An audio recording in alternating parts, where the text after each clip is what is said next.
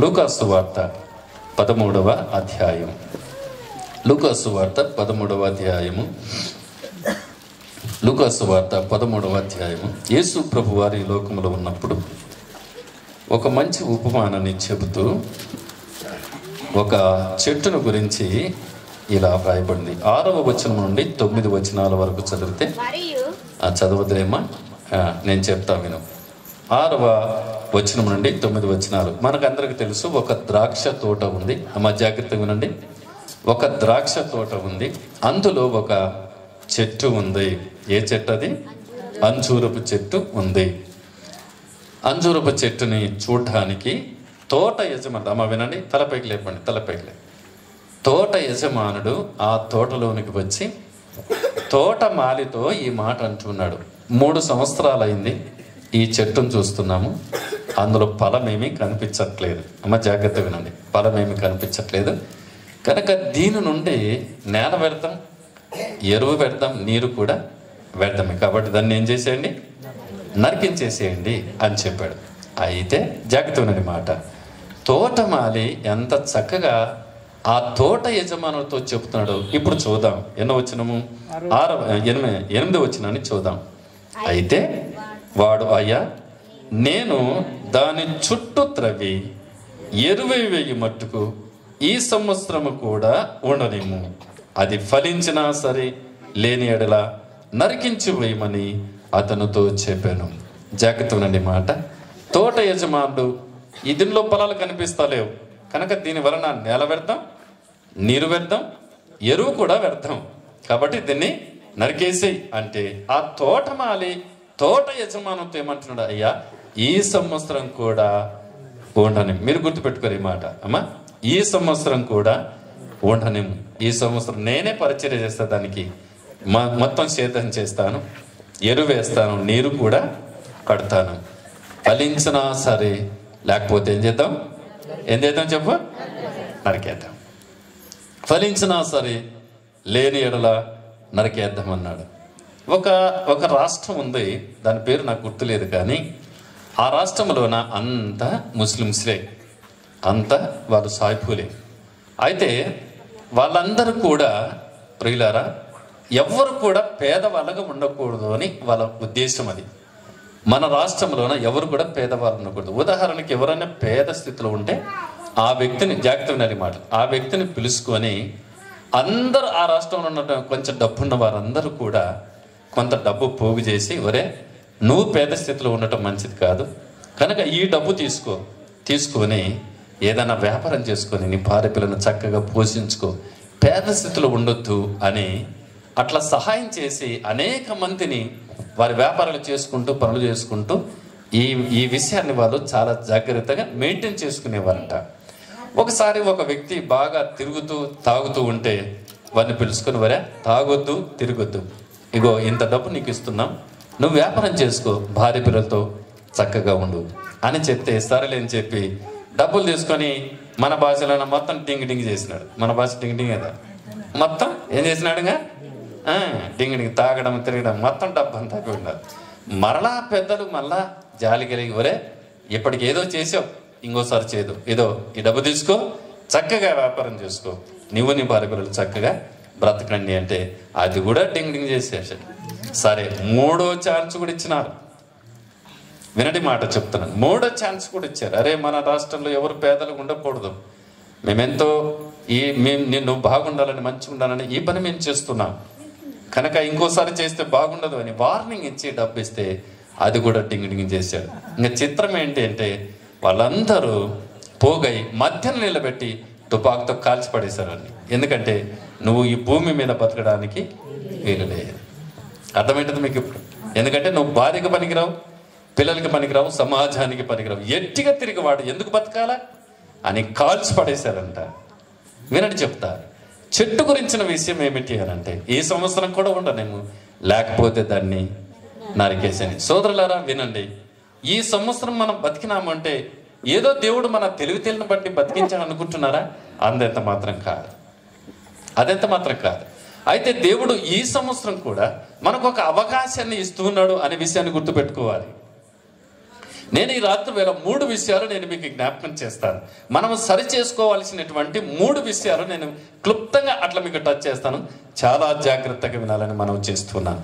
ఒకటి, నెంబర్ 1, పోయిన సంవత్సరంలోన వినని మాట, పోయిన సంవత్సరంలోన దేవునికి వ్యతిరేకంగా నువ్వు ఏం చేసావో అది నీకు తెలుసు. అర్థమవుతుందా? పోయిన సంవత్సరంలోన నువ్వు దేవునికి వ్యతిరేకంగా ఏం చేసావో అది నీకు తెలుసు. దానిని బైబిల్లోన దావీదు రాజు ఇలా చెబుతున్నాడు దేవుని దగ్గర. రండి చూద్దాం. 51వ కీర్తన భాగం, 51వ కీర్తన భాగంలో ఆ దావీదు రాజు ఎంత చక్కగా దేవుని సన్నిధిలో ప్రార్థన చేస్తున్నాడు అనంటే ఆ విషయాన్ని నేను మీకు జ్ఞాపకం చేస్తాను. చదువుదాం. 3వ వచనాన్ని చదువుదాం.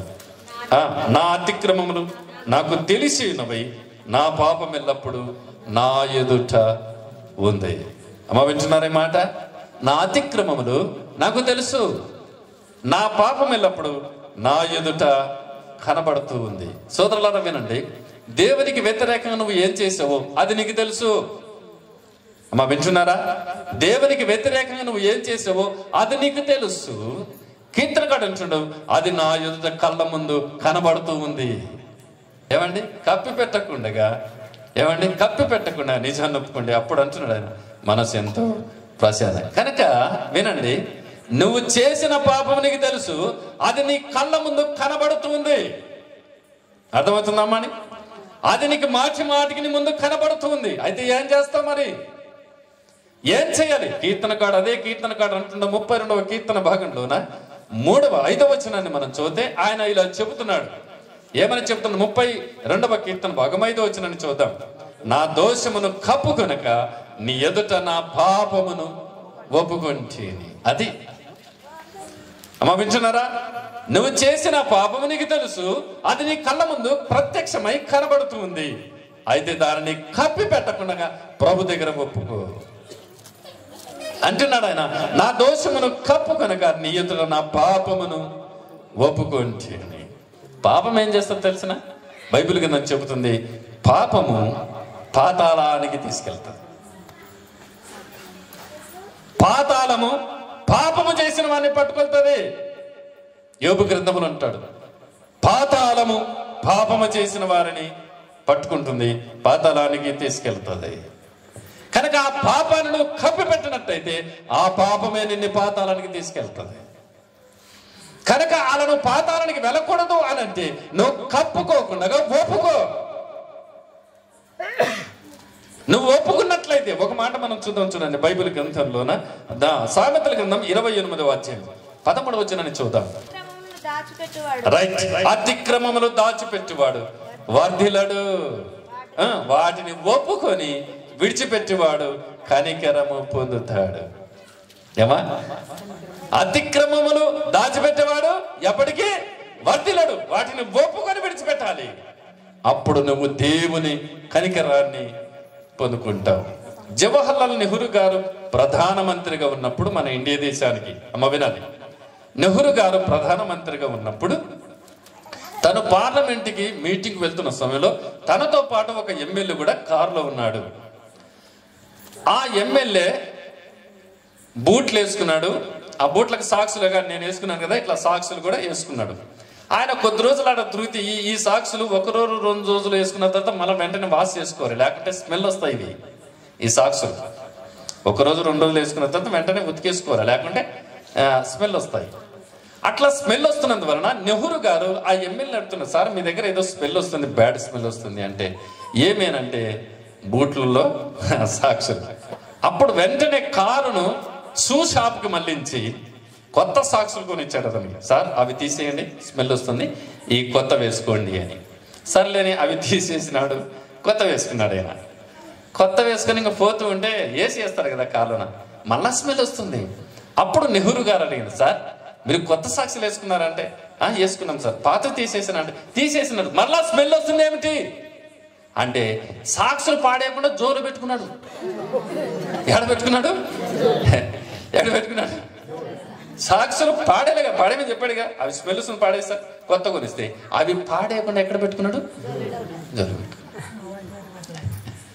ఇప్పుడు చదువు సామెతల గ్రంథం 28వ అధ్యాయం. అతిక్రమములు దాచిపెట్టువాడు వర్ధిల్లుడు, వాటిని ఒప్పుకొని విడిచిపెట్టువాడు కనికరము పొందుతాడు. అమ్మ, తల్లి, అక్క, తమ్ముడు, అయ్యా, నువ్వు చేసిన పాపం నీకు తెలుసు. నువ్వు చేసిన పాపం నీకు తెలుసు. అది నీ కళ్ళ ముందు కనపడుతుంది. ఈ రాత్రి వేళ నువ్వు దానిని ఒప్పుకున్నట్లయితే, కప్పి పెట్టకుండా ఒప్పుకున్నట్లయితే దేవుని కనికరాన్ని పొందుకుంటావు. లేకపోతే పాపం పాతాళానికి నిన్నే తీసుకెళ్తుంది. ఆ పాతాళానికి వెళ్ళట ప్రభువుకి ఇష్టం లేక పరలోకం ఉన్న ప్రభు ఈ లోకానికి వచ్చి ఆ పాపంలో ఉన్నటువంటి మనిషిని రక్షించి, ఏమండి, పాపిని క్షమించి పరలోకం చేర్చడానికి ఈ లోకి వచ్చానికి ఆయన ఆ రక్షకుని దగ్గర నువ్వు కప్ప పెట్టకుండా ఒప్పుకో, కనికరించబడతావు. ఈ సంవత్సరం దీవించబడతావు.